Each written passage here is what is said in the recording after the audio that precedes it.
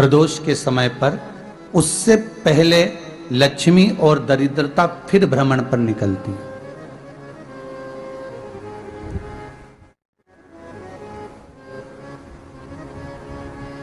शिव भ्रमण कर कर जब वापिस आ जाते हैं, हिंदू धर्म में पीपल के वृक्ष की जो गणना वराह पुराण में करी गई है, 4 बजे से 7 बजे तक शिव के भ्रमण का समय बताया है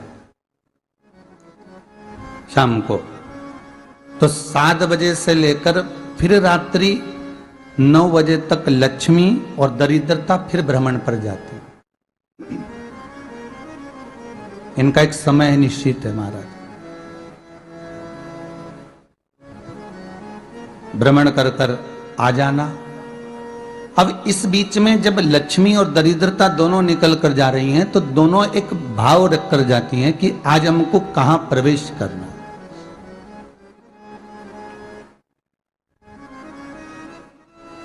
आज हमें किस जगह पर प्रवेश करना है, आज हमें कहां पहुंचना है, आज हमें किस जगह जाना है। और जिस नगर में जिस मार्ग से लक्ष्मी और दरिद्रता निकल कर जाती हैं, ये दोनों का जब निकलना होता है, इनको स्थान दिया गया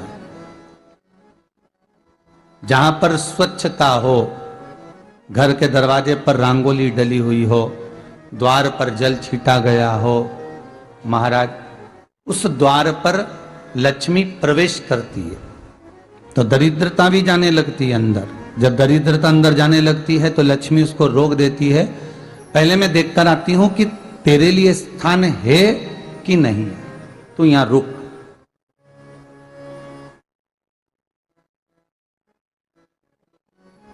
कुछ देर तक दरिद्रता बाहर खड़ी रहती है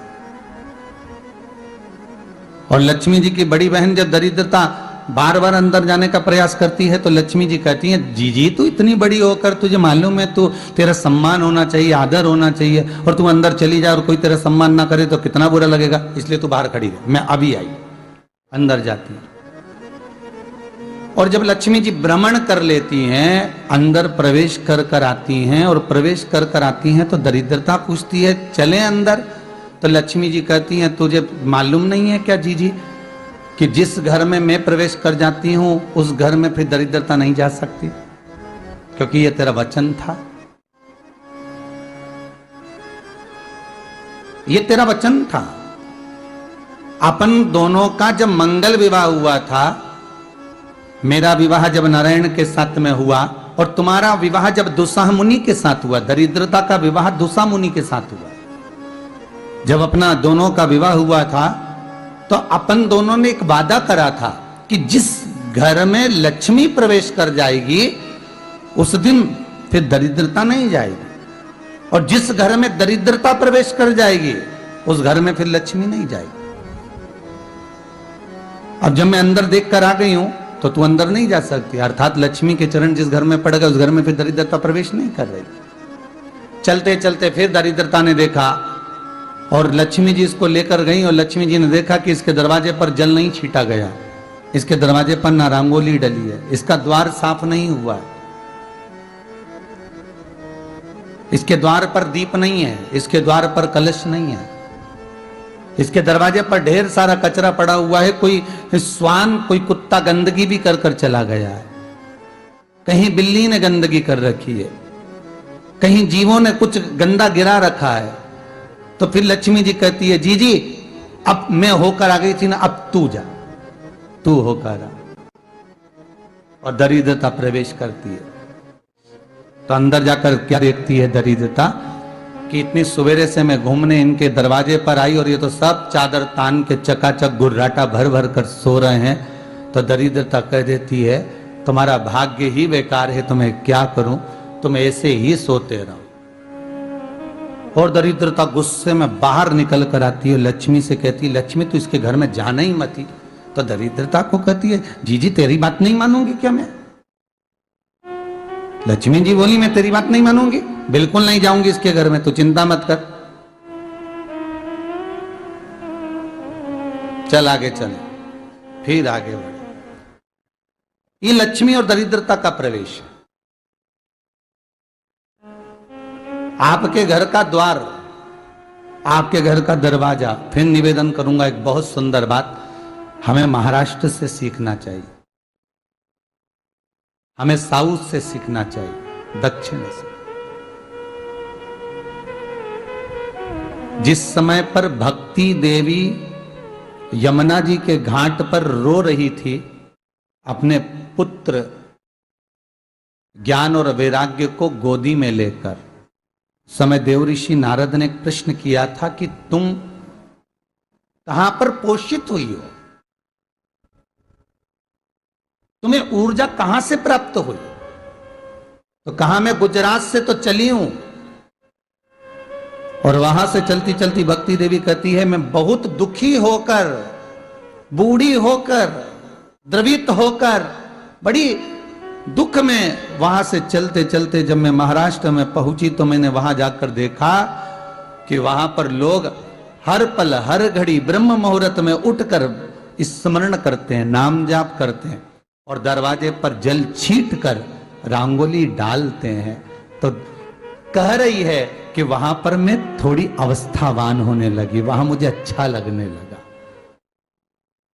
फिर जब मैं और आगे पढ़ी, दक्षिण में जब पहुंची, वहां पर जाकर मैंने देखा कि सुबह से उठकर मंगलाचरण, मंगला स्तोत्र और वेदों की ध्वनि होने लगी। वहां पर मैं और आनंदित हो गई। हमें कुछ चीजें महाराष्ट्र से सीखना चाहिए कि वहां रहने वाले जो भगत हैं, वारकरी संप्रदाय के जो भक्त होते हैं, वैष्णव जो धर्म के भक्त होते हैं, उनका नियम है सवेरे के समय घर में पानी है कि नहीं है, पर जब भी वो घर का दरवाजे के बाहर थोड़ा ना थोड़ा पानी तो छींट ही देते हैं। और छींटने के बाद फिर वहां पर अपने यहाँ तो दिवाली पे रंगोली बनती है जी, और वहां पर रोज की रंगोली बन जाती है कि कभी हो सकता है परमात्मा राह भूल कर हमारे घर में प्रवेश कर जाए, इसलिए वहां प्रतिदिन की रंगोली, प्रतिदिन।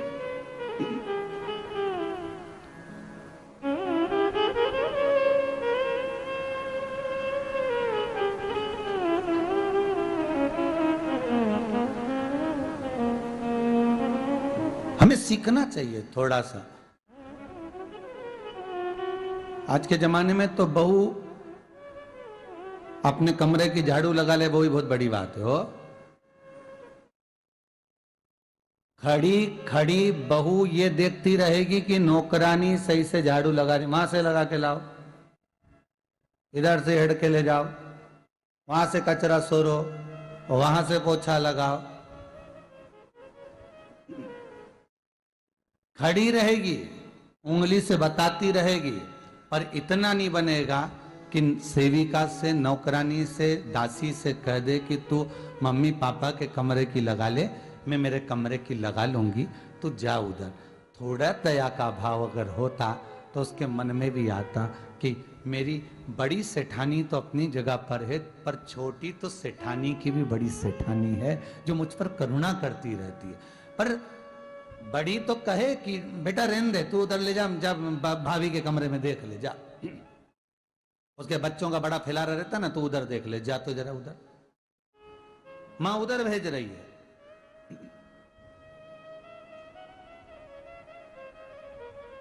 थोड़ा सेवा का भाव हमारे भीतर हो। और एक निवेदन तो हमेशा करा है और आज भी करता हूं, पूरे घर की सफाई करवाओ, पूरे घर में तुम पोछा झाड़ू जो चाहे करवाओ, मना नहीं है, पर एक निवेदन है, रसोई घर के अंदर बहू और बेटी ही जाकर भोजन बनाए तो अन्नपूर्णा सदा कृपा करती है महाराज, बहू और बेटी। श्री शिवाय नमस्तुभ्यम। दोस्तों, मैं आशा करता हूं कि आपको ये वीडियो अच्छी लगी होगी। अगर आप चैनल पर नए हैं तो चैनल को सब्सक्राइब जरूर करें ताकि मैं आगे जो भी वीडियो लाऊं वो आप तक पहुंच सके। एक बार फिर सभी भक्तजनों को श्री शिवाय नमस्तुभ्यम।